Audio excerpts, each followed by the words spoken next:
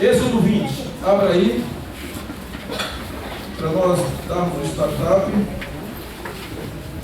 Êxodo 20.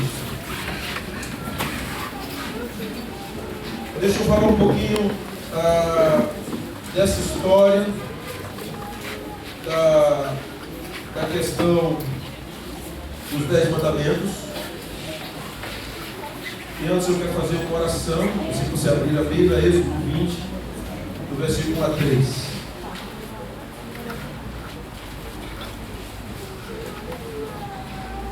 Eu vou fazer uma leitura aqui, que diz assim: se você tiver uma caneta, um papel, também vai anotando. O material da semana vai estar disponível já também. E também eu vou fazer um resumo dele. Diz assim: então falou Deus todas estas palavras: eu sou Yahvé, teu Deus. Estou falando uma linguagem hebraica aqui. Teu Deus, que te tirei da terra do Egito, da casa da servidão. Quer que diga mais? Versículo 3. Esse é o primeiro mandamento. Oremos. Senhor, em nome de Jesus, teu Filho amado, perdoa todas as nossas profundas limitações e abençoa o nosso coração em Ti, para a honra e glória do Teu nome. Ajuda-nos a Te amarmos, a inclinarmos o nosso coração ao Senhor, a Te obedecermos e levarmos uma vida que, Senhor, tenhamos paixão por Ti, em obediência, em nome do Teu Filho Jesus. Amém. Queridos, só lembrando que o Pentateuco, que são os 5 livros da Bíblia, eles são atribuídos a Moisés. Tem várias discussões, mas eles são atribuídos a Moisés. Normalmente nos livros do Velho Testamento, a veracidade que se dá nisso são livros que são citados no Novo Testamento. Jesus mesmo várias vezes cita o Pentateuco e ele fala no livro de Moisés, nos escritos de Moisés, ou disse Moisés. Por isso que, baseado nisso, Jesus não ia contar uma historiazinha. A gente então atribui o Pentateuco, os 5 livros da Bíblia iniciais, a Moisés. É claro que havia uma coisa no Velho Testamento. Às vezes alguém escrevia alguma coisa e é atribuído àquele autor. Tipo, por exemplo, Moisés descreve algumas coisas no livro dele que Moisés já estava morto. Então está falando de Josué fazendo a entrada lá na terra prometida e os feitos da conquista lá dentro. O livro é atribuído a Moisés, mas não foi Moisés que escreveu. Mas era normal, em certas situações no Velho Testamento, uma outra pessoa, em algumas ocasiões, ele, quando fazia aquilo ali, ele estava falando em nome, ou sobre a chancela, ou dando autoridade àquela pessoa que não estava presente. Então, algumas partes do Pentateuco, elas não pertencem necessariamente a Moisés, mas é atribuído a Moisés por uma questão daquilo que ele já vinha fazendo e concluiu na obra. Isso não tira a autoria do livro, isso faz parte também do estudo, mas eu não vou entrar aqui nesse detalhe. Lembrando que o Êxodo parece que foi escrito por volta do ano de 1450, 1440, nessa faixa aí, antes de Cristo, naturalmente, né? Até porque Davi surge no ano 1000, mais ou menos, né? Aí você depois vem para o exílio, já passado aí uma quantidade enorme de anos, e depois há um período interbíblico que a gente chama de silêncio, que são 400 anos. Então você tem aí algumas centenas, 200, 300 e poucos anos de reinado, e depois um período de silêncio, e vem Jesus.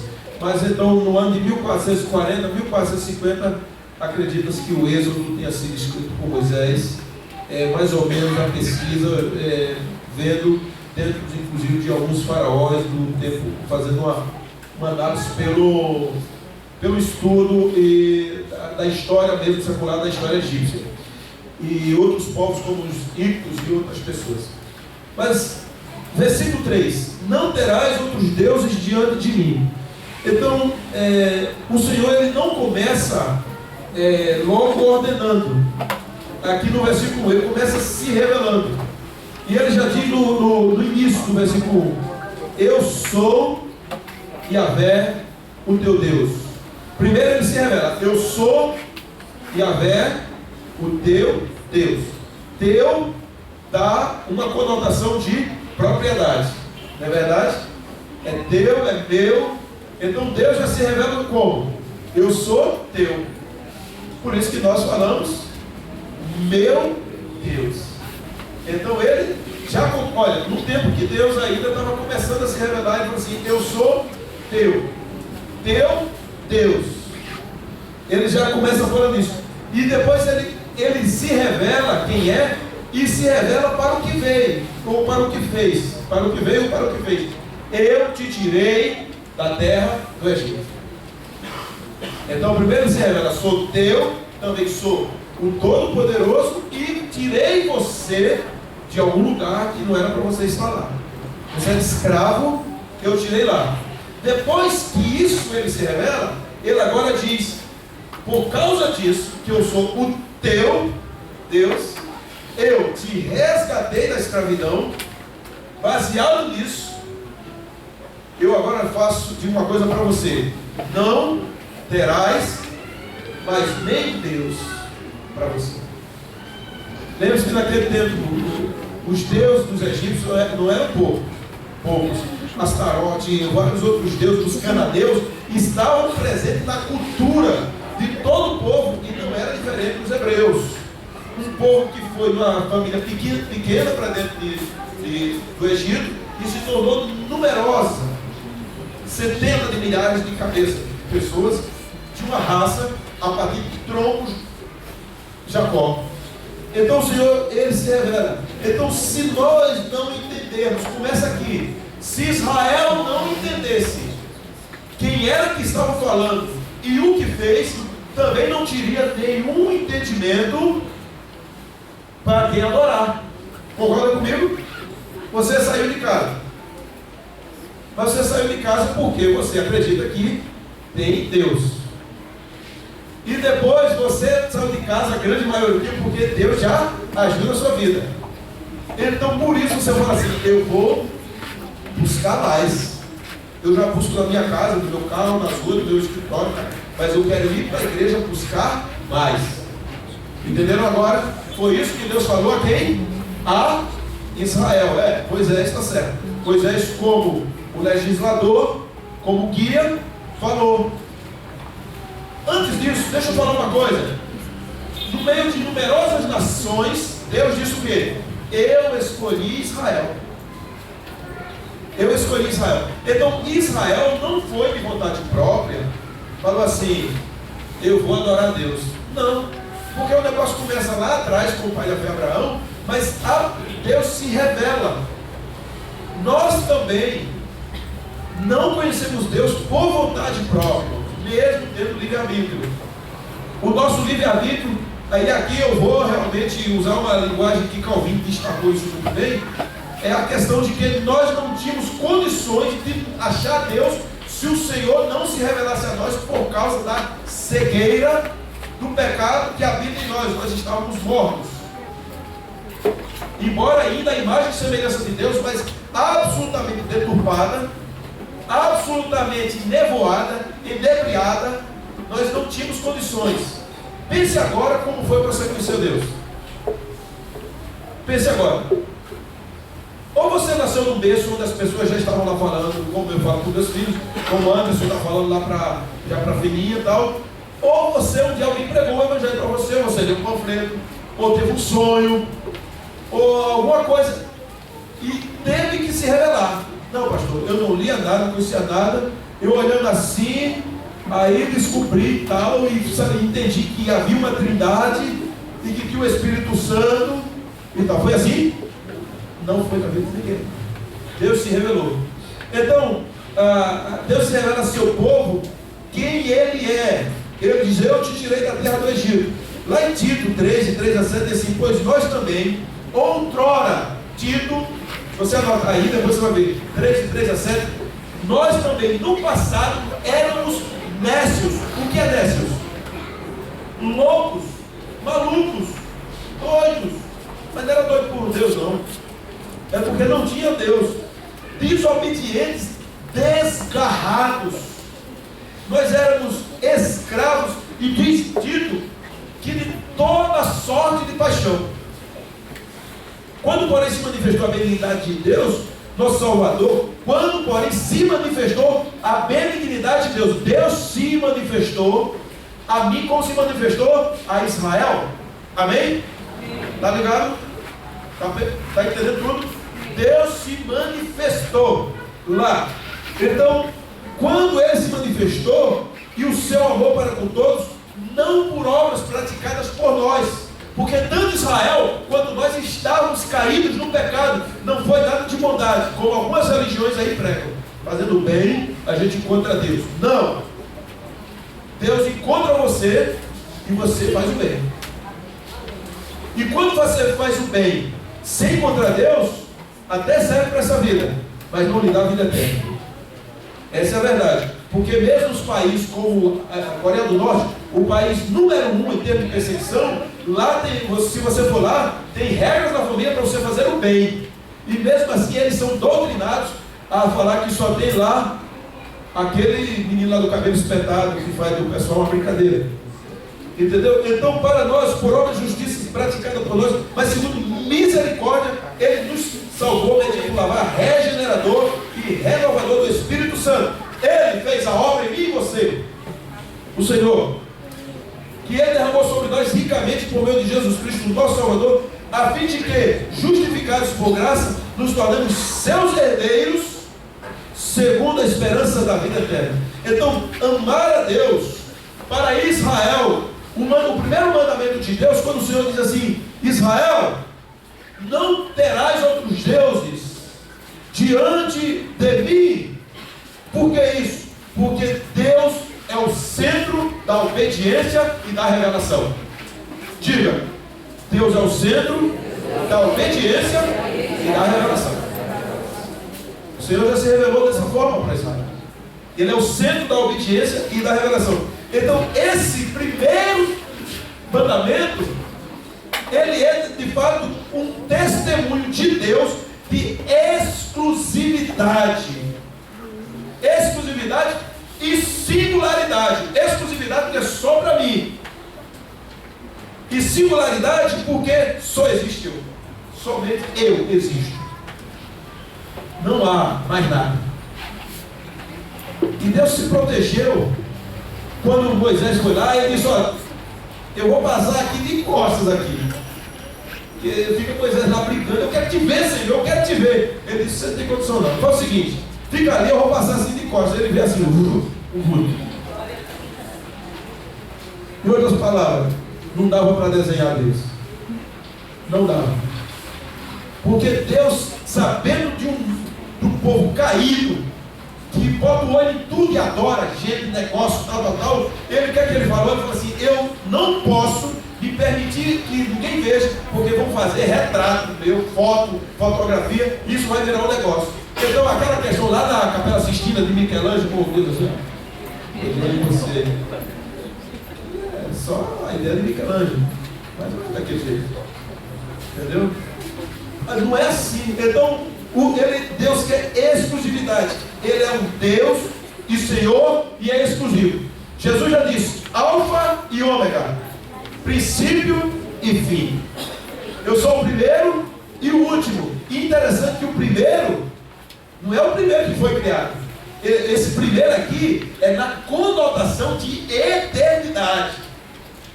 Os filósofos falaram da causa primeira, do motor primeiro. Mas isso aí serve para coisa criada, não para Jesus, nem para Deus, nem para o Espírito Santo. Então por isso que ele cobra essa exclusividade, não é? Esse absolutismo. Israel, não terás outros deuses diante de mim. Eu sou Yahvé, teu Deus. Eu te arranquei da desgraça, do pecado e da escravidão. Eu sou o Senhor. Então tenho a suprema autoridade e por isso exijo tudo, sou completo e quero uma adoração total para mim. Era assim que eles estavam falando. Outra coisa, quando ele disse teu Deus, eu já falei, então, esse mesmo Deus todo-poderoso, na complexidade do universo, na loucura da nossa mente, no nosso entendimento, na nossa pequenez, na nossa fraqueza, na nossa debilidade, nas nossas coisas estranhas, ainda assim ele fala assim: eu sou teu. Eu sou teu Deus. Esse pronome possessivo é maravilhoso. Já pensou nisso? Oh, bichinho de Jacó, vermezinho. Eu sou teu. Pode me chamar meu Deus, meu Senhor.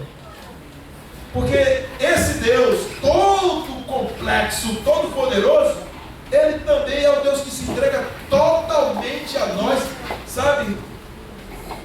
Sem reservas. Se entrega sem reservas. E isso faz. Qual era? Alguém fala isso, o melhor de Deus é Jesus, porque era seu filho amado, que fez todas as coisas, que está ao seu lado, e ele fala assim: eu só dei um filho e vou dar a você. E nós? Está entendendo? Essa relação, esse Deus de relacionamento que se relaciona com o que criou. Os filósofos e até algumas visões dizem que Deus, de fato, realmente, Deus existe. Leia uma linha dos pensamentos de Sócrates, por exemplo. Então você vai ver, Deus existe, é verdade. Mas quando você começa a estudar toda essa cadeia filosófica, e antes, a linha mitológica é muito complexa, que eu não quero me ater, porque é uma confusão que é só mitologia, são ideias. Mas a parte filosófica existiu, e ainda existe. Mas o interessante é porque alguns deles dizem: Deus existe, Deus fez tudo. Mas tem uma coisa: Ele fez, entregou o universo e disse assim: agora se vira. Mas dentro da relação que você lê em Êxodo 20, Deus diz o quê? Eu fiz você e não abandonei. Eu vim morar com você, vim me relacionar com você, eu vim caminhar com você, eu vou seguir com você. Então esse Deus de relacionamento, Ele é um Deus presente. Ele diz assim: eu sou.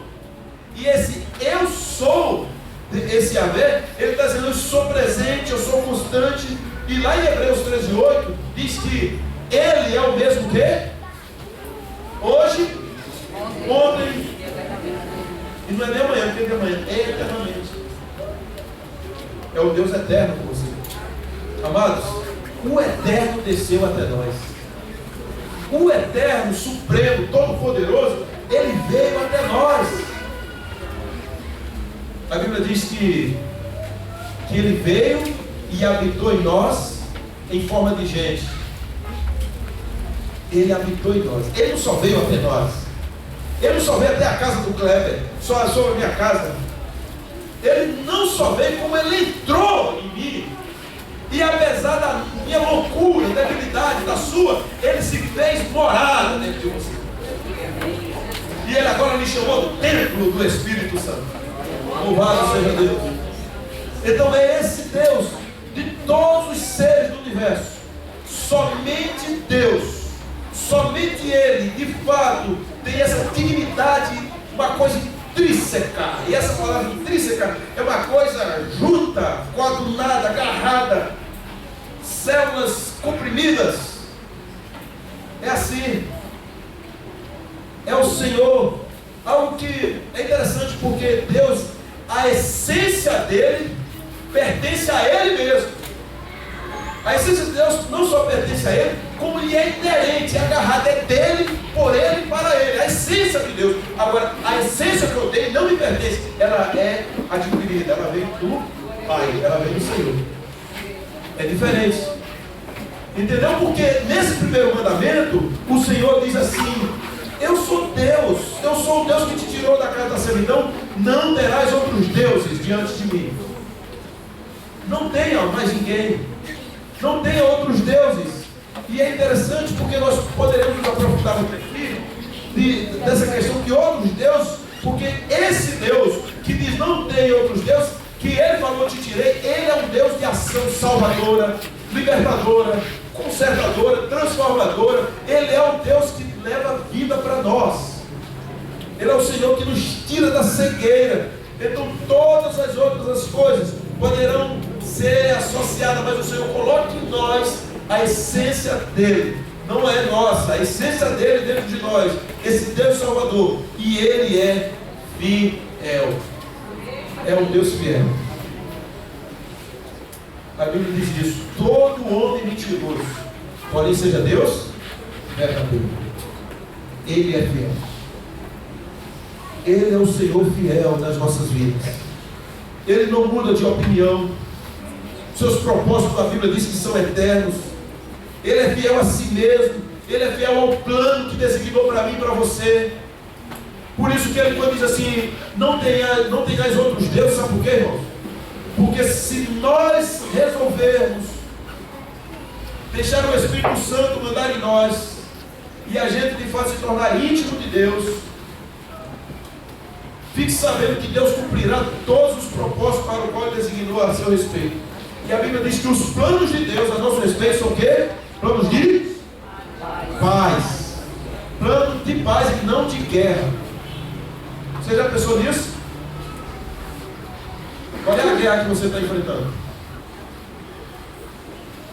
Ainda assim Deus tem um propósito para você, né? Ainda assim. Então, por que o Senhor fala isso? Nessa fidelidade dele, ele diz: sou quem sou. Então, os homens mudam de ideias, mudam de propósito, mudam de convicções, mudam de opiniões, mudam de sonhos e projetos, mas Malaquias 3,6 diz que Deus não muda. Deus não muda, Ele reina soberanamente sobre tudo e sobre todos, de maneira absoluta, de maneira irrevogável. O Senhor reina, Ele reina, está no seu alto e sublime trono, mas também Ele está com o coração abatido e contrito. Ele também está na casa daquele que está atrás dele, buscando Ele. Ele está lá no seu poder, olhando de todas as coisas, mas também está com você, está comigo, está na sua família, está consertando, advertindo, abrindo os olhos. É o Senhor, aleluia, porque Deus não é homem. É misericordioso, é maravilhoso, é consolador, é restaurador. É o Senhor, esse Deus tremendo. Queridos, no mundo com muitos deuses, e digo mais deuses do que no tempo do Egito, o Senhor está de novo fazendo um convite. Ó igreja, o teu Deus é o único Deus. Ele é o único Senhor. No mundo de muitos deuses, em que tantos pedem exclusividade. Naquele tempo, o Deus cananeu, os jebuseus que foram expulsos, lembrando que parte de Jerusalém, o nome dela antigamente se chamava Jebus, porque vinha da tribo dos jebuseus. Aí vai lá e o Senhor muda para Jerusalém, cidade de paz. Betel, casa de Deus, casa de pão, e vai tantos outros nomes. O Senhor vai mudando tudo. Então, quem são os deuses de hoje? Seria Baal? Seria Astarote? Quem seriam os deuses do nosso tempo? Quem seria hoje? Talvez seja sucesso, prestígio, fama, a necessidade do nosso próprio eu sobreviver no meio de um mundo louco e desvairado.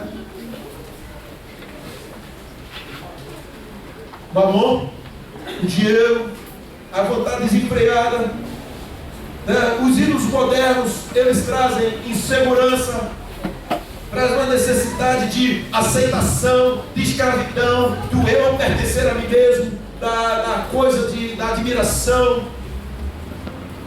Quantos deuses hoje?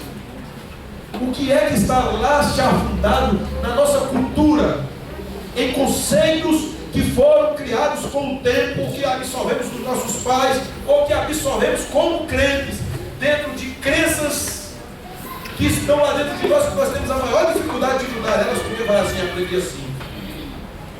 É assim na minha igreja.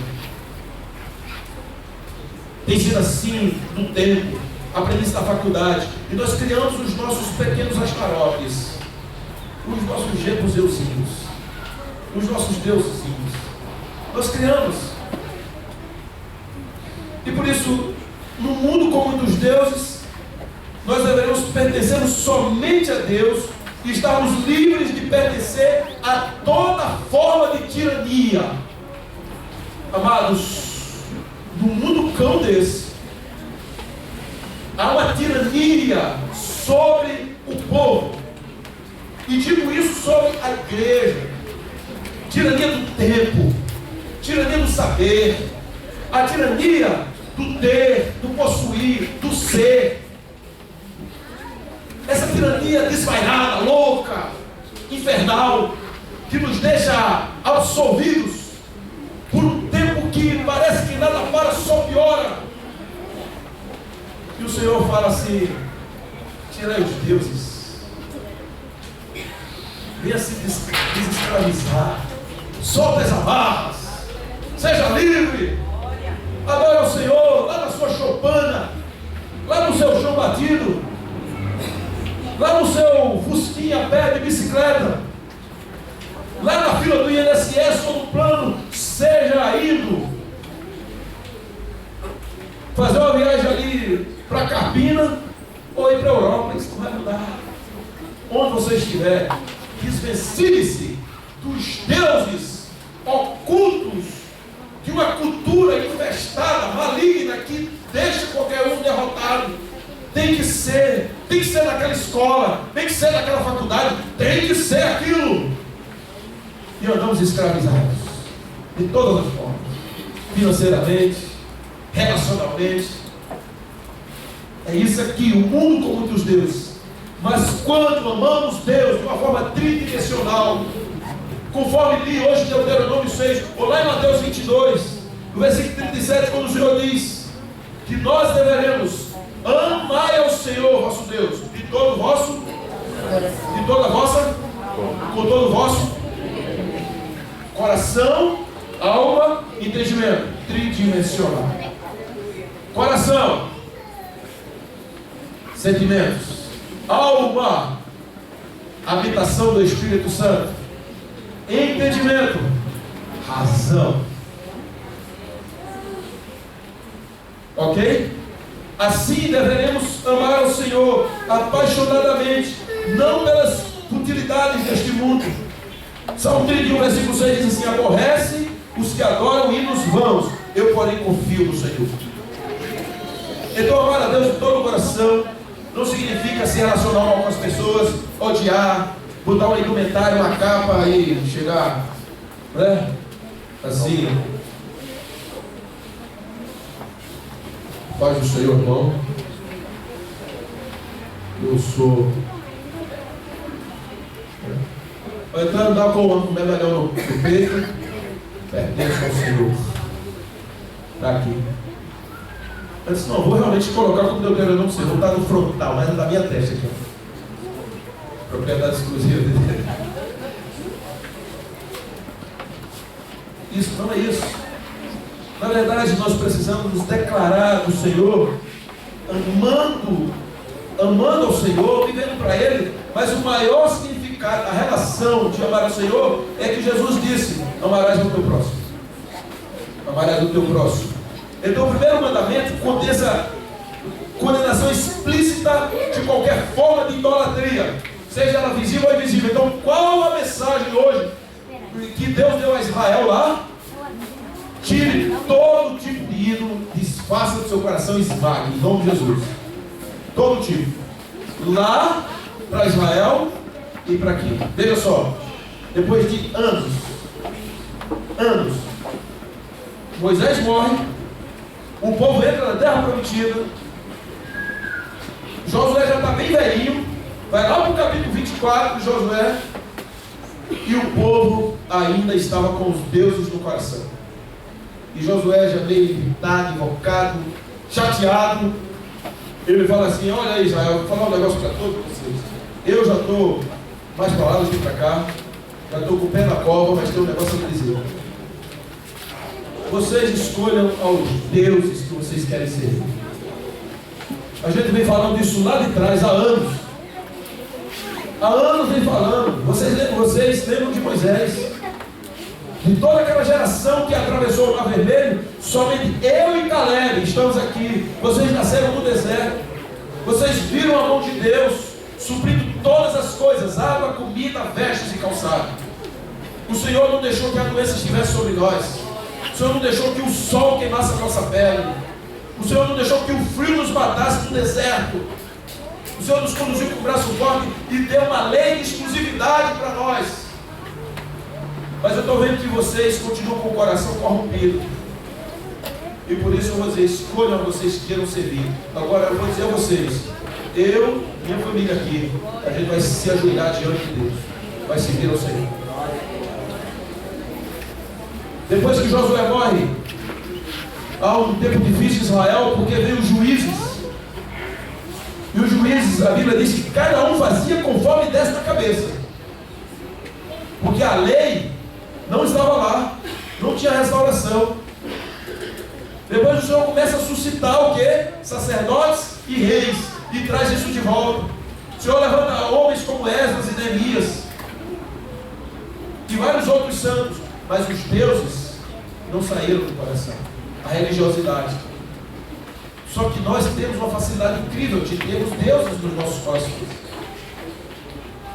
Nós temos a nossa posição, outras coisas escondidas, esquisitas lá na nossa alma. Esse mandamento traz uma advertência para mim e para vocês. Examinem a si mesmo, vejam o coração, esvaziem-se de si e digam: Senhor, somente eu e o Senhor. Sinceramente, irmãos, a gente fala muito de teologia, e prega, e apoia sermões, apoia estudos nas casas, nas reuniões, PGs. Mas uma coisa que essa semana me incomodou muito, essa semana aqui, e meu coração continua seco, sedento, não sei se a palavra é essa, porque eu queria que eu estivesse encharcado, é uma relação com o Espírito Santo de Deus. Uma relação com o Espírito Santo, não mais saber. Sinceramente, eu já sei muita coisa de palavra escrita, mas isso vai levar a quê? A Bíblia diz que o povo deve ter conhecimento, e nós temos o conhecimento. A grande maioria aqui tem conhecimento, mas eu não falo mais disso. Para que os deuses saiam do nosso coração, se faz necessário uma humilhação diante do Senhor, e dizer: Senhor, és tu que reinarás em mim a partir de hoje. És tu que mandarás na minha vida a partir de hoje, Senhor. Portanto, limpa a minha alma, limpa o meu coração. Faz com que o Espírito Santo de fato domine a minha vida. Faça que de fato eu chore aos teus pés, eu me humilhe aos teus pés, eu não seja rebelde. Só para demonstrar força, poder, eu não seja rebelde, eu me coloque diante do Senhor. Por isso, vamos tirar os deuses do nosso coração, em nome de Jesus. Aqueles